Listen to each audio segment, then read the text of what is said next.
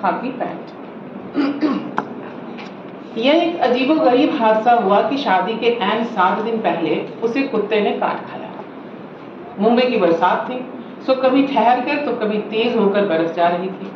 वो एक रिश्तेदार के यहाँ गया था। यह रिश्ता दरअसल शादी के बाद बनना था, मगर चूंकि शादी अपनी पसंद से हो रही थी, जिसे भ्रष्ट जबान में प्रेम विवाह यानी लव मैरिज कहा जाता है, इसलिए यहाँ उसका आना जाना हो गया था।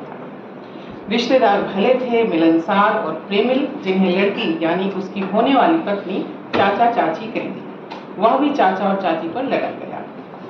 उस रात 11 बजे के आसपास वह इन्हीं चाचा चाची के यहाँ से लौट रहा था। चाचा ने उसे अच्छी शराब पिलाई थी और चाची ने अच्छा खाना खिलाया था। उसने अपने लैपटॉप और फेसबुक पर लोड की गई अपनी मंगनी की तस्वीरें उन दोनों को दिखाई।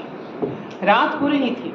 चाचा ने रुक जाने का आग्रह किया, मगर सुबह जल्दी दफ्तर जाने, काम समेटने, ताकि विवाह के पहले सारे काम हो जाएं और वह दिलो दिमाग से और काम की दुश्चिंता से बेफिक्र होकर शादी करने जा सके, यह सब कह बता करके घर से निकल पड़ा। सड़क अपेक्षाकृत शांत थी। बारिश से धुली सड़क नियॉन लाइट में चमक रही थी। हल्की बूंदाबांदी हो रही थी। वह बस स्टॉप पर 10 मिनट खड़ा रहा। कंधे पर लैपटॉप बैग था। भरा पेट और शराब की सुरसुरी उसमें आलस्य भर रही थी। इस कारण लैपटॉप जरा ज्यादा ही भारी लग रहा था। लैपटॉप बैग पर पानी भी पड़ रहा था। वह डरा कि कहीं लैपटॉप के अंदर पानी घुसा तो उसके सारे प्रोजेक्ट का कबाड़ा हो जाएगा। एक बार उसका मन चाचा के यहाँ लौट जाने को हुआ, मगर वो टाल गया। दफ्तर उसे याद आ रहा था, मगर बस नहीं आ रही थी। तब तक एक बस आधे गंतव्य तक की उसे आती दिखाई दी। अच्छा, आधी दूर पहुंच लेते हैं, फिर बात की देखेंगे। वो लपक कर बस में चढ़ा और चढ़ते ही सो गया। सोने से पहले कंडक्टर से उसने गुजारिश की कि वह उसके स्टॉप पर उसे उतार दे। कंडक्टर ने पता नहीं क्या समझा, पर गर्दन हिला दी। नींद के झोंके में वो अपनी शादी की कल्पना करने लगा। उसे अपने माँ बाप की याद आई, जो बमुश्किल शादी के लिए राजी हुए थे।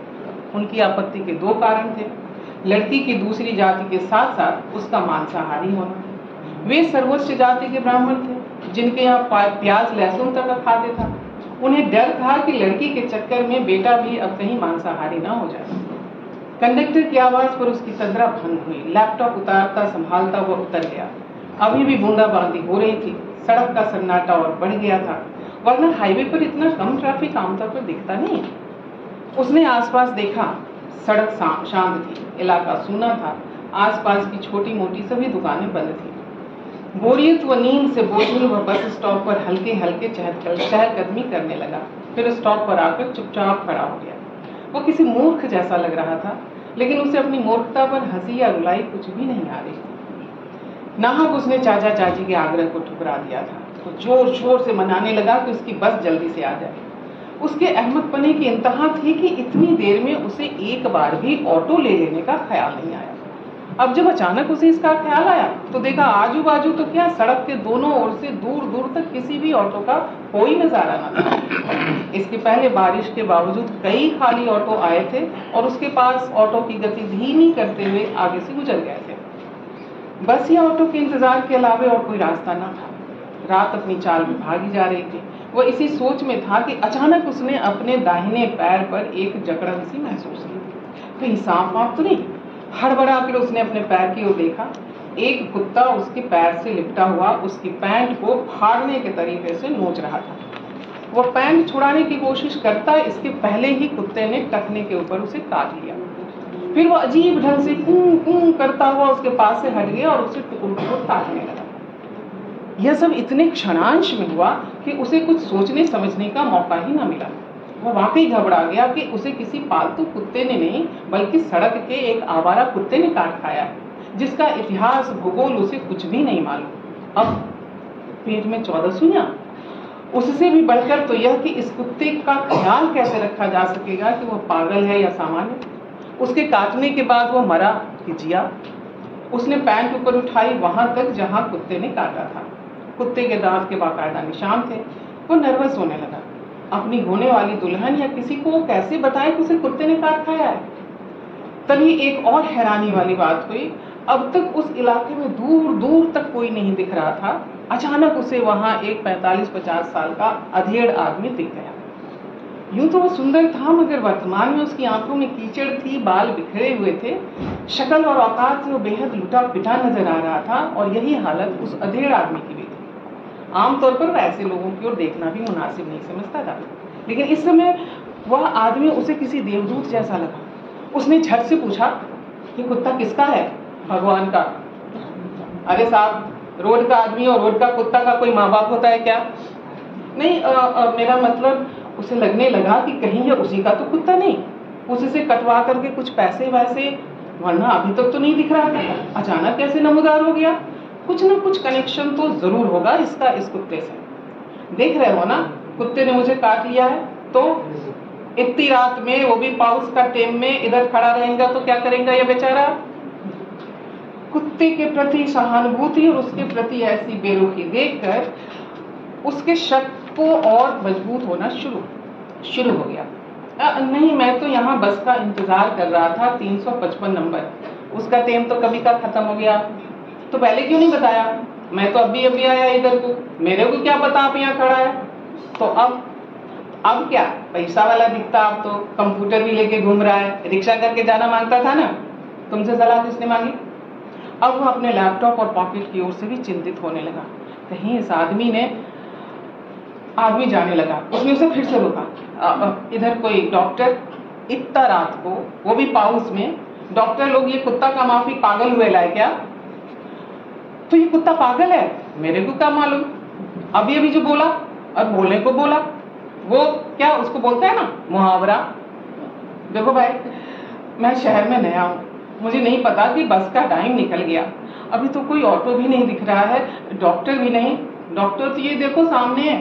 किधर?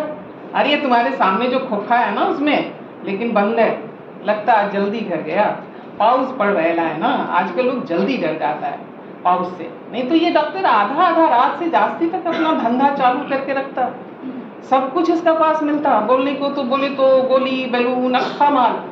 गोली बैलून मतलब नहीं समझा? शादी नहीं हुआ तुम्हारा? नहीं, होने वाली है, लेकिन कैसे करूंगा? कुत्ते ने काट खाया है।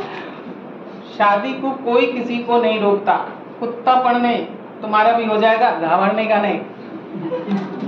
किस्मत से उसे एक ऑटो आता दिखाई दिया। उसने उसे रोका और उसे अपने घर तक के लिए पूछा। उसे जबरदस्त खुशी हुई जब ऑटो वाला उसे घर तक ले जाने के लिए मान गया। वो लपक कर ऑटो में बैठ गया और उस आदमी से पूछा, अंकल आप इसको देखते रहोगे कि ये पागल है या? काय को? मैं इसका या तुम्हारा ससरा? बोलते बोलते वो एकदम ऑटो से लगकर उसके सामने आ गया। उसकी समझ में अब आया कि उसने दारू पी रखी है। दारू तो ऐसे उसने भी पी रखी है, मगर दोनों की दारू में फर्क है।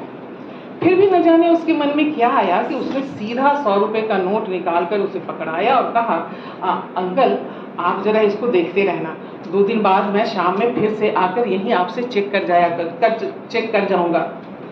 रुपया लेते ही उस आदमी की आंखों में एलईडी लाइट जली। वो एकदम कमर तक झुककर दोहरा हुआ और फिर कमर सीधी करता उसको सलाम ठोकता अबाउट टर्न हो गया। ऑटो वाले ने पूछा, क्या हुआ साहब? कुत्ते ने काट लिया अचानक, अब इतनी रात को कोई डॉक्टर भी? यहाँ बाजू में डे नाइट दवा की दुकान है, वहाँ से पूछकर कुछ दवा ले लीजिएगा और सुबह डॉक्टर को भी दिखा लीजिएगा। ऑटो वाला काफ़ी उदार निकला, उसका मीटर भी बढ़ा हुआ नहीं था, किराए में उसने नाइट चार्ज भी नहीं वसूला। जाते जाते हिदायत भी कर गया कि सुबह दफ्तर जाने से पहले वो डॉक्टर को दिखा ले। ऑटो वाले की यह सहानुभूति उसे अच्छी लगी।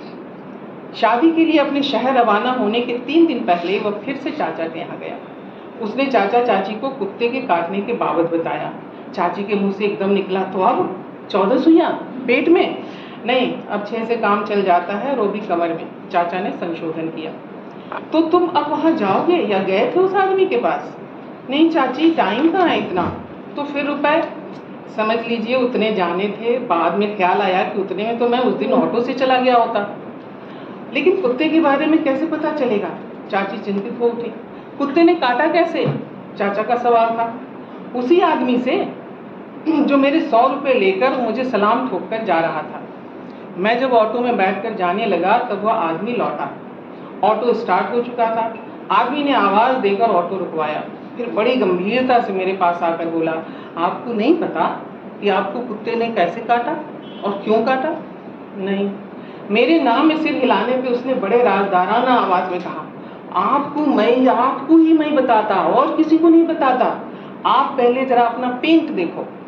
मैंने पैंट देखी, कुछ भी तो नहीं था सिवाय सड़क की कुछ कीचड़ लगने और कुत्ते द्वारा तनिक उसे फाड़ देने के। मैं हैरत और न समझने वाले अंदाज में उसकी ओर देखता रहा। वह फिर उसी रहस्यमयी आवाज में बोला, साहब ये कुत्ता इसका पहले भी 3-4 लोगों को काट चुका है जो ऐसा पेंट पहना था। यही पैंट मैंने उस दिन पहनी थी। जो हालत अभी आपकी हो रही है ना, मेरी उससे भी बुरी थी। आधी रात का समय, ऊपर से हो रही बारिश, न बस न ऑटो, भरा पेट, खाली सड़क, भीगा हुआ मैं, लैपटॉप का भीग रहा बैग और कुत्ते के काट लेने के बाद डॉक्टर को तुरंत न दिखा पाने का टेंशन। फिर भी मेरे लिए वजह जानना जरूरी था। दारू के नशे में भी कई बार लोग कई सही और अच्छी बातें बोल बता जाते हैं। क्या पता वो आदमी भी कि तभी वो बोल पड़ा,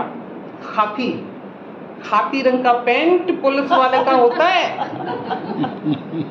ये कुत्ता जिसे भी खाकी पेंट में देखता उसको पुलिस वाला समझ लेता और मौका पाते ही उसको काट खाता। इसमें आपका कोई कसूर नहीं साहब, सारा कसूर आपका पेंट का है। चलो अब घर जाने का। अरे ऑटो वाला, इसको ताबड़तोड़ ले जाने का। क्या? और शायद आपको मैं बोलता, आगू से नक्को पहनने का ये खाकी पैंट, फिर कुत्ता काटेगा तो मेरे से पूछने का नहीं। क्या समझा? धन्यवाद।